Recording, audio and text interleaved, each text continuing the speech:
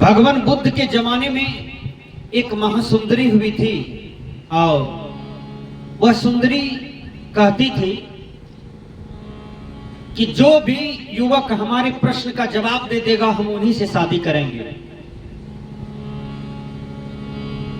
कोई भी युवक उसके प्रश्न का जवाब नहीं दे पाता था और वह लड़की कुंवारी पड़ी थी, राजा की बेटी थी। बड़े बड़े राजा के बेटा आए और उसके सामने से चले गए, कोई उसके विवेक विचार ज्ञान का उत्तर नहीं दे पाया और लड़का निराश लौट करके चला जाता था। राजा को बड़ी चिंता हो गई कि मेरी बेटी कुंवारी रह जाएगी। लेकिन याद रखिए, कोई भी माता पिता कभी भी चिंता मत करें कि हमारी बेटी कुंवारी है, हमारी बेटी कुंवारी है और कुंवारी रह जाएगी। नहीं, यह प्रकृति में जिसके पास बाल बच्चे हैं, जो भी लड़की आई है वो अपना तकदीर और भाग पहले बना ली है तब आई है। इसलिए संत कहते हैं पहले बनते हैं तकदीरें फिर बनते हैं शरीर।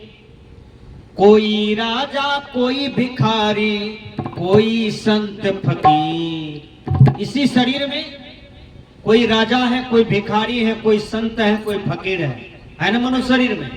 लेकिन सब अपने अपने भाग से आए हैं और सब अपने अपने भाग को आजमा करके यहां से चले जाते हैं। इसलिए जो भी संसार में बच्ची जन्म ली है उसके लिए पहले पति भी बन के दुनिया में आ गया है, तब वो बच्ची जन्म ली है। किसी का बेटी कुंवारी आज तक नहीं रहा है और किसी का बेटा आज तक कुंवार नहीं रहा है। विचार कीजिएगा। इसलिए चिंता करने की कहीं जरूरत नहीं है, केवल माता पिता फर्ज निभावे। अपनी बेटी को बढ़िया से पढ़ाइए, बढ़िया बढ़िया शिक्षा दीजिए, बढ़िया बढ़िया ज्ञान दीजिए।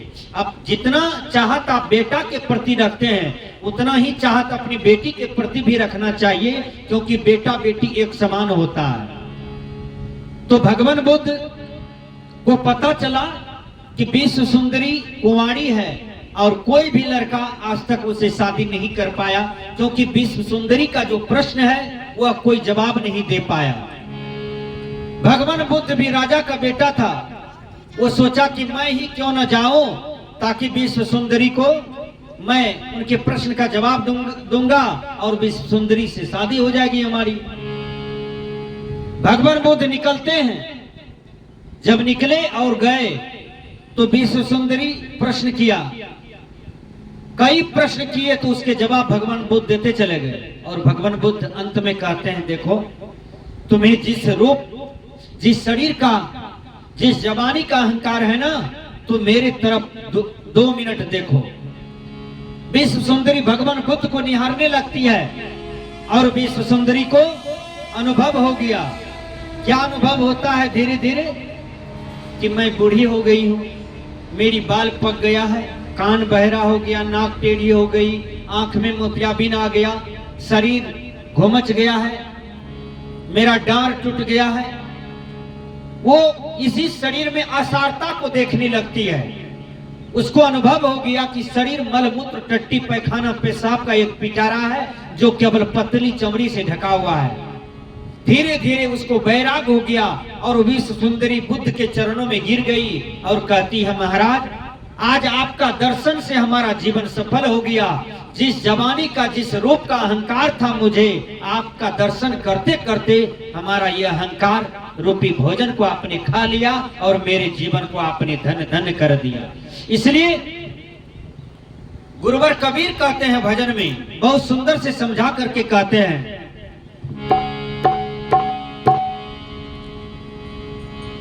गुरुवर कबीर समझाते हैं, हे मानव संभाल सखी सुरती फुटे न गगरी, फुटे न गगरी हो, फुटे न गगरी हो, फुटे न गगरी। संभाल सखी सुरती फुटे न गगरी।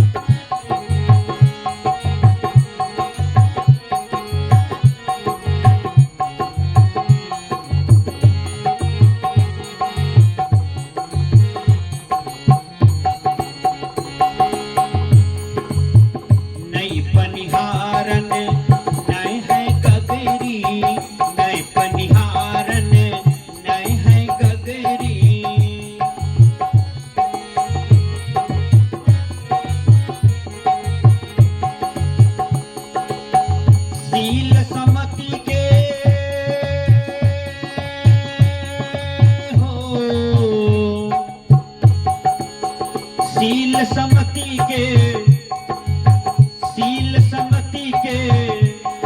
लगल रसरी हो फूटे गगरी संभाल सखी सुरती फूटे गगरी फूटे गगरी हो फूटे गगरी हो फूटे गगरी हो फूटे गगरी संभाल सखी सुरती फूटे गगरी।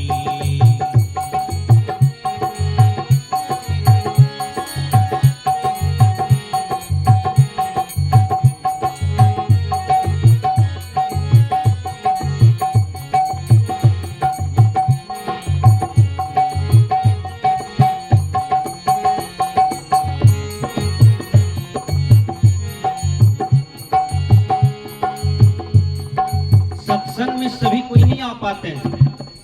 जिस मनुष्य का भाग जगता है वही सत्संग में आते हैं।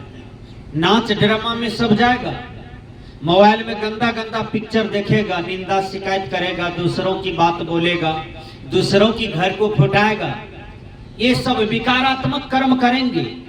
लेकिन याद रखना, एक नंबर का सत्संगी सब नहीं बन पाता है। 2 नंबर 3 नंबर का सत्संगी बहुतों मिलते हैं, और जो सत्संगी नहीं बन पाए जीवन में तो वो बदसंगी बनता है, जो केवल बातें बनाता है, जो केवल दूसरों को बकलोर बनाता है, जो दूसरों को उल्लू बनाता है।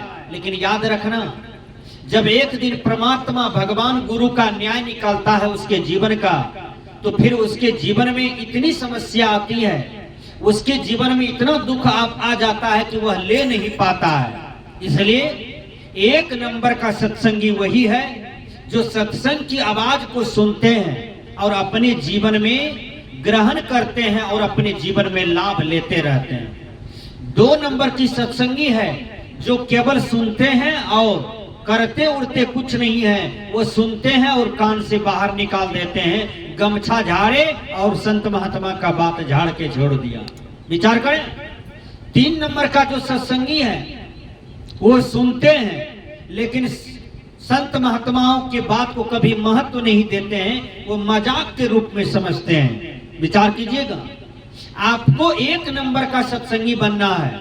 यानी संत बाबा में ही कहते हैं, सत्संग नित्य अरु ध्यान नित रहिए करत संलग्न हो, चोरी हिंसा नशा झूठ व्यभिचार तजना चाहिए। अभी सत्संग हो रहा है और किसी भी माता बहन भाई आपको रास्ते में मिले होंगे, जब आप लोग यहाँ आने के लिए सोचे होंगे, आते होंगे तो बहुत लोग मिले होंगे। आपको पूछता होगा आप कहाँ जा रहे हैं, तो आप कहते हैं मैं सत्संग में जा रहा हूँ। आप बोल देते होंगे चलिए ना अभी, तो वो कहेगा हमको काम से फुर्सत नहीं है। विचार कीजिएगा, ये बात कह के आपके बात को काट दिया। लेकिन जब दुनिया से वही आदमी सब कुछ छोड़ करके मर जाता है, जब 4 आदमी से उठा करके उसको ले जा रहा है, उस समय उसके साथ में क्या जाता है बोलिए? जीवन में कभी धर्म नहीं किया, कभी भजन नहीं किया, कभी सत्संग नहीं किया, कभी विजेंद्र बाबू की तरह 25-50 आदमी को भंडारा करके हाथ नहीं धुलाया, कभी संत महात्माओं के चरण में गिरा नहीं, कभी सुंदर संस्कार को धारण नहीं किया, माँ बाप का सेवा नहीं किया, दादा दादी का आरती नहीं उतारा, बड़े भाई के चरणों में गिरा नहीं, जीवन भर भाई से केस लड़ते रहा, जीवन भर पड़ोसी का टेंशन बन के रहा, जीवन भर समाज का कांटा बन के रहा। संत कहते हैं ये जीवन तो गधा भी नहीं जीता है, ये जीवन पशु पक्षी भी नहीं जीता है, लेकिन हम मनुष्य होकर के इतना घोर नरक वाला जीवन जीते हैं। संत कहते हैं सुधरने की जरूरत है। तो सुधरने का स्थल कहाँ है? तो ये सत्संग है। संत कहते हैं शील सुमति के लागल रसरी हो फूटे गगरी, संभाल सखी सुरती फूटे गगरी।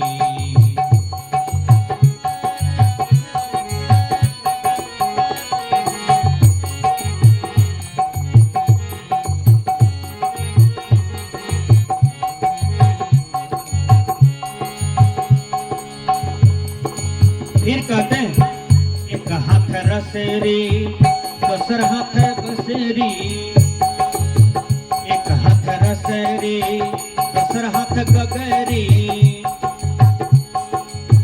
एक हाथ रसरी दोसर हाथ गगरी।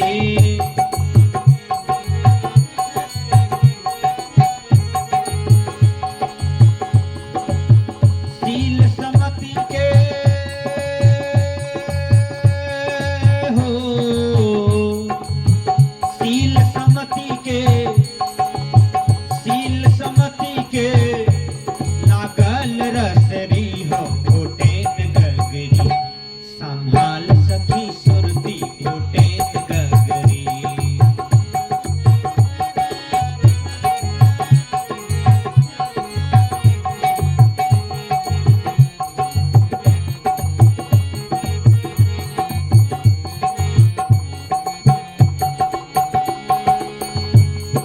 एक ब्रह्मचारी जी आश्रम के अंदर में रहते थे और एक दिन उसी आश्रम के बगल होकर के सड़क था, उसी रास्ते से ढोल पिपी बजते हुए जा रहा था।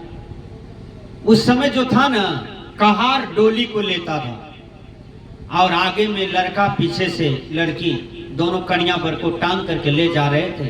पीछे से ढोल पिपी बजते जा रहा था। ब्रह्मचारी जी बहुत बड़े ग्राउंड के अंदर में गुरु महाराज के पास रह करके ध्यान साधना भक्ति कर रहे थे, लेकिन उसको सुहावन जो लगा ना आवाज, वो फांद करके चढ़ा छत पर और देखने लगा कि इतना बढ़िया दुल्हा, इतना बने बढ़िया कन्या, आखिर ये दोनों को लोग कन्हा पर उठा करके कहाँ ले जाता है। तो अपने गुरु से पूछते हैं, गुरु जी ये क्या है? गुरु जी ने कहा आगे में दुल्हा है, पीछे में कन्या है। कहा ये दुल्हा क्या होता है, कन्या क्या होता है? कहा ये दोनों शादी कर लिया है, शादी करके अब ये दोनों आगे सखा संतान पैदा करेंगे और एक घर में रह करके गृहस्थी आश्रम को चलाएंगे। कहा गुरु जी ये दोनों कन्या बर है। कहा तो कन्या देखने में गुरु जी बहुत सुंदर लगता है। तो गुरु जी ने उसको शिक्षा दिया, देखो तुम ब्रह्मचारी हो, ब्रह्मचर्य का पालन करते हो, यदि तुम रूप का चिंतन करोगे, एक नारी के रूप का चिंतन करोगे तो तुम फिसल जाओगे साधना मार्ग से और गिर जाओगे। यह तुम्हारा विषय नहीं है। तुम छत पर से उतरो और जाकर के ध्यान में बैठो, तुम अंतर्मुखी हो जाओ। देखिए गुरुजी ने उसको उतार दिया और ढोल पिप्पी से हटा दिया। गुरुजी भी नीचे आ गए। तब तक में होता क्या है, गुरुजी ने कहा जाओ कुछ काम करो आश्रम में। करने लगे। शाम हो गई, रोटी सब्जी बना, सभी साधु ब्रह्मचारी गुरुजी सहित खाए पिए सो गए। गर्मी का मौसम था, शाम में भी गर्मी लग रही थी खूब ज्यादा। तो वो चला किया कुआं की चबूतरे पर सो गए।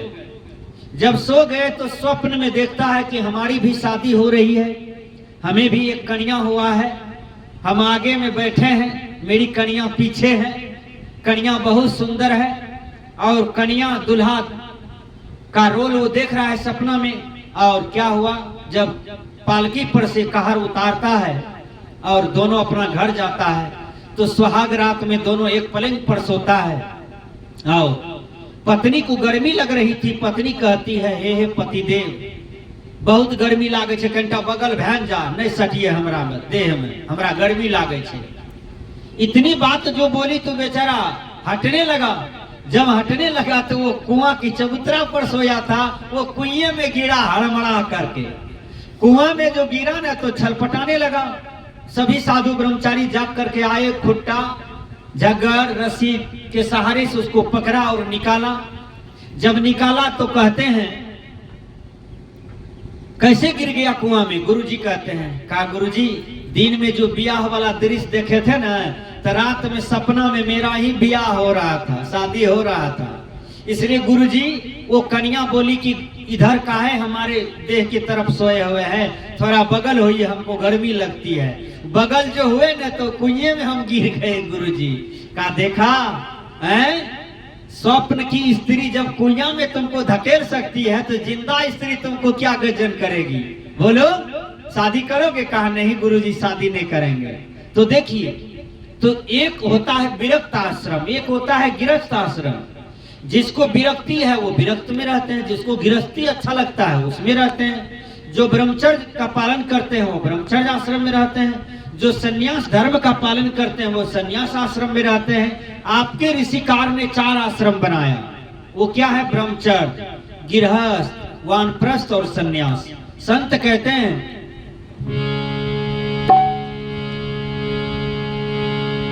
डगमग चाल छोर मोर सखिया,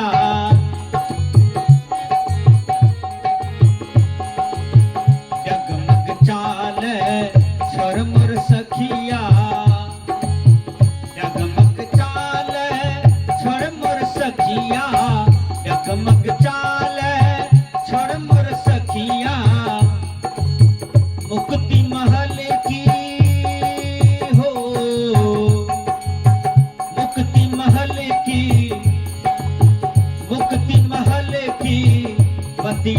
रसरी हो फूटे गगरी, संभाल सखी सुरती फूटे गगरी,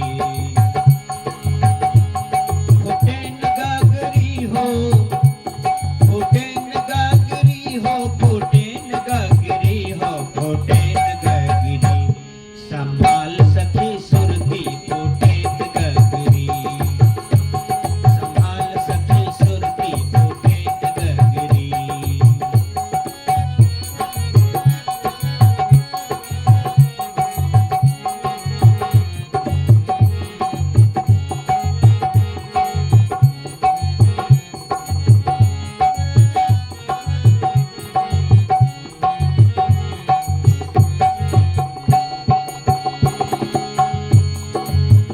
अनहद होत अनहद सोर होत घट अंदर, अनहद सोर होत घट अंदर, अनहद सोर होत घट अंदर, अनहद सोर होत घट अंदर, सार शब्द की हो, सार शब्द की, सार शब्द की, पाँव पकड़े हो फूटे गगरी, संभाल सखी सुरती फूटे गगरी, फूटे गगरी हो, फूटे गगरी हो, फूटे गगरी हो, फूटे गगरी, संभाल सखी सुरती फूटे गगरी।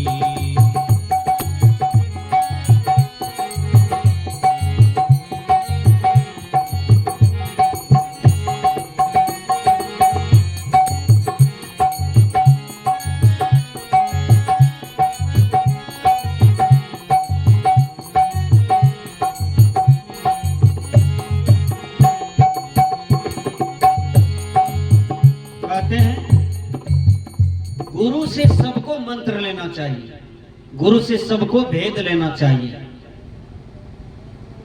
जब कोई भी आदमी अचानक दुनिया से चला जाता है, यदि वो गुरुमुखी नहीं है, तो उसको मर करके उस आत्मा को बहुत अशांति मिलती है, उस आत्मा को भटकना पड़ता है, 84 लाख जोनियों में चला जाता है और उस समय बहुत पछताता है कि मैंने भक्ति नहीं किया, इसलिए तो मैं 84 लाख जोनी में भटक रहा हूं। विचार कीजिएगा। इसलिए गुरु मंत्र जो है ये जीव को रक्षा करता है। कैसे? आप गाड़ी पर चढ़े हैं, ट्रेन में, ध्यान दीजिएगा, और आपके पास टिकट नहीं है, आ गया चेकिंग, बोलिए अब हाथ में हथकड़ी लगेगी कि नहीं? यदि आपको टिकट है, सतनाम की टिकट है, जय गुरु का टिकट है, ओम नमः शिवाय का टिकट है, श्री ओम परमात्मे नमः का टिकट है, गुरु मंत्र का टिकट है, तो फिर आपका हाथ में हथकड़ी नहीं लगेगा। इसलिए यमराज की डंटा खाने से बचिए। संत कहते हैं यहाँ पर, सार शब्द की पांव पकड़ी फूटे न गगरी, यानी सार शब्द दुनिया में क्या है? तो एक गुरु मंत्र है। इसलिए गुरु मंत्र बहुत बड़ी मर्यादा रखता है, बहुत बड़े मायने रखता है। कैसे? नारद जी रास्ते से जा रहे थे, नारद जी का एक गुरु भाई था, वो पिंजरा में बंद था। तो पिंजरा में बंद था, सुग्गा बहुत रो रहा था। सुग्गा बोल रहे थे कि जो हमको इस पिंजरा से मुक्त कर देगा, हम उसको समझ जाएंगे कि वो मेरा सच्चा गुरु भाई है या सच्चा गुरु है। तो ये बात शोर मचा रहे थे पिंजरा में सुग्गा। ये बात नारद जी सुन लिए। नारद जी सोचा कि मेरे गुरुदेव तो दुनिया में सबसे सच्चे गुरु हैं, हो सकता है कहीं ये बात गुरु जी को बताऊं, गुरु जी उसको कहीं मुक्त कर दे। तो सच्चे गुरु थे। नारद जी गए गुरु जी के पास, कहा गुरु जी एक सुग्गा पिंजरा में बंद है और बहुत रो रहा है। उसका कहना है कि जो सच्चा गुरु होगा ना, सच्चा गुरु भाई होगा ना, वो हमको इससे निकाल देगा और उन्हीं के चरणों में हम गिर जाएंगे और उन्हीं का हम शिष्य बन जाएंगे, अपने जीवन का हम कल्याण करेंगे। देखिए परिणाम क्या हुआ। गुरुजी कुछ नहीं बोले और नारद के सामने में गुरुजी नीचे में गिर गए और पूरे शरीर को अस्थिर कर दिए। नारद जी सोचे कि मैं इतनी बात बताया गुरुजी को और गुरुजी नीचे में गिर गए, पूरे शरीर को अस्थिर कर दिए। इसका मतलब नारद जी नहीं समझ पाए, लेकिन यही बात जाकर के नारद जी सुग्गा को बता दिए कि मेरे पास एक सच्चा गुरु है, तुम्हारी बात को मैंने बताया तो वो नीचे गिर गए और पूरे शरीर को अस्थिर कर दिए हैं, टाइट कर दिए हैं। सुग्गा समझा कि हमको भी यही करने के लिए गुरु महाराज बोल रहे हैं। पिंजरा में वो भी गिर गए सुग्गा और अपने शरीर को, सांस को गुम कर दिए। घरवैया जगह कहा, रे सुग्गा तो सब दिन बोलता था, आज कुछ नहीं बोल रहा है, इसका मतलब है कि सुग्गा मर गया। घरवैया क्या किया, पिंजरा को खोल दिया।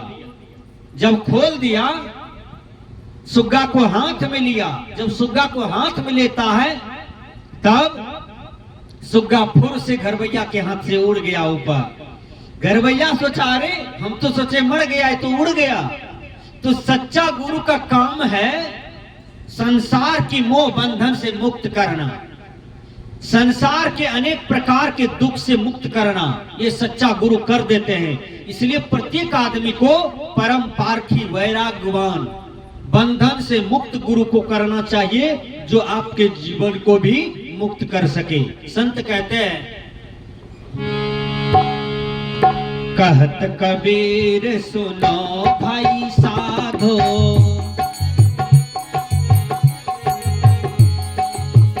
कहत कबीर सुनो भाई साधो, कहत कबीर हो, कहत कबीर सुनो भाई साधो, फेर न आयब, फेर न आयब, यही नगरी हो टेन गगरी, संभाल सखी सुरती को टेन गगरी,